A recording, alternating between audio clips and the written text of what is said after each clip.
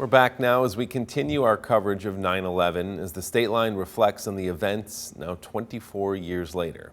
All that tragedy now remains on the heart of one local firefighter who was called into New York to help the city recover from the aftermath.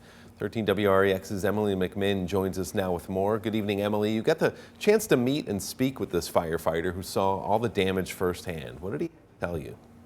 Absolutely. Well, Derek, Randall Leek says 9/11 2001 feels like just yesterday and yet a lifetime ago at the same time, sharing the vivid memories of that time. Third-generation Aurora firefighter Randall Leek first heard about 9/11 when driving back to Byron after a shift. Of course, I couldn't get home fast enough to turn on the TV and put a picture to the words or what I was hearing on the radio. Immediately, he knew that with his team in their training and colleagues at the New York Fire Department, they could be headed to the city. There's a chance that if they needed help out there, that they'd be calling. I mean, even that the size of their department, the largest fire department in the world. Leek and 5 Aurora colleagues headed to New York the next morning, initially thinking they were going for a rescue effort. I tell this story, I said I was doing 92 miles an hour. A state trooper pulled me over, and the last thing he said to me was, "God bless you," before he said, "Be on your way." We thought there's going to be lots of people trapped. There's going to be lots of digging, lots of void spaces that people calling out.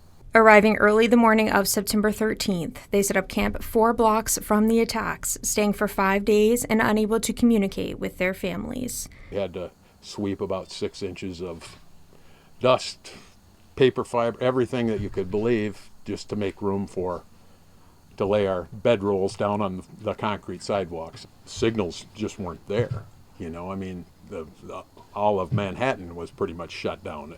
Unfortunately, Leek says they quickly realized this would instead be a recovery effort. I've seen buildings from one state to the other, and as you looked at that pile, other than the big pieces of iron, the concrete was just pulverized. If concrete can't hold up under those conditions, human bodies can't either. And that takes your mind from the rescue side of it to the recovery side of it. Leek says what he saw in those 5 days he'll never forget. There was smells in the air that you'll never forget, and not morbid-like, but the dust, it was like a snowstorm. It was sobering to see the firefighters carrying out their own members, deceased members. And 24 years later, the memories live on. Time heals, but it